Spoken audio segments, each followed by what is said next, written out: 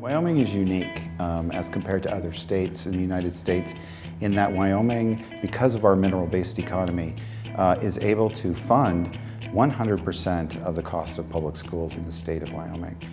It's very unique. My name is Bill Panos, and I'm the director of the School Facilities Department for the state of Wyoming. The School Facilities Department is an agency, a state agency, that facilitates the financing and development and construction of public schools in the state of Wyoming. We have a program where we fund the land, the planning, the design, the construction, the maintenance, and the replacement of public school buildings here in the state at no cost to the local community. Between 2002 and now, we've built 75 new schools.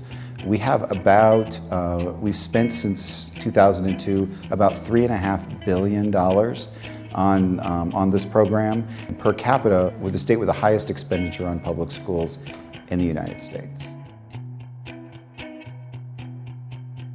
As we came into the period of the booms of the 1970s, we had tremendous disparity between school districts with respect to the amount of money that could be expended for construction of schools. There was one county, Washakie County, that had a very small tax base, and they were barely able to maintain the revenues for their schools. And yet just 150 miles, 200 miles away was a county, Campbell County, that had a tremendous amount of taxable revenue coming in from an assessed valuation that was extraordinarily high from coal.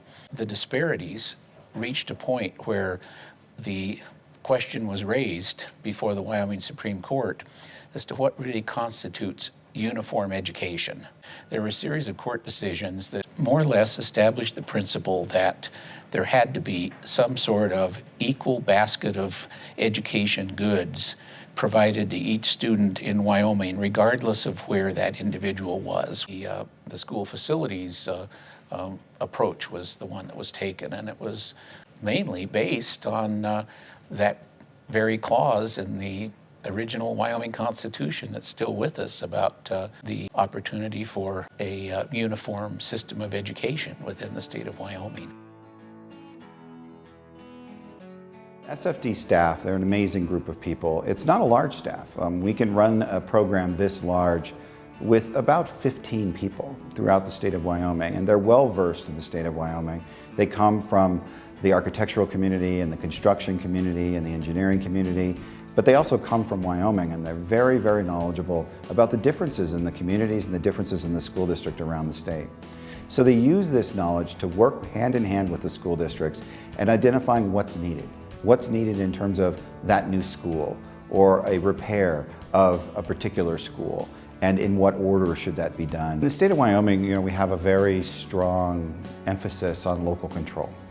And so although the state is paying for 100% of the schools, many of the key decisions that are made locally are made by the school districts and the community and the students and parents and faculty that are in that community. And I think that's probably my favorite part of the job is traveling to these communities and seeing the pride on their faces when we open a school. We meet every year with the school districts throughout the state in what we call facility planning. And that planning process includes the school districts identifying with us those projects which are the highest priority projects, the cracks in the walls or the roof is leaking, something like that. And then we plug that into our planning process and decide what projects are going to go what year. And then we base our budget to the legislature on that plan.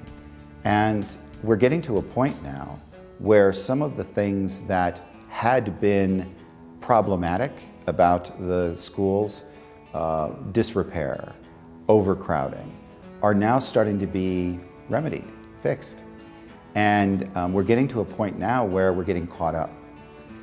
So the next phase of the program, really, for the next few years, will be to look at, rather than capitalizing the asset, rather than putting money to build it up or to replace it, it's to do what we call asset preservation. It is to preserve the $3.5 billion investment that we in the local communities have made in our public schools for as long as we can.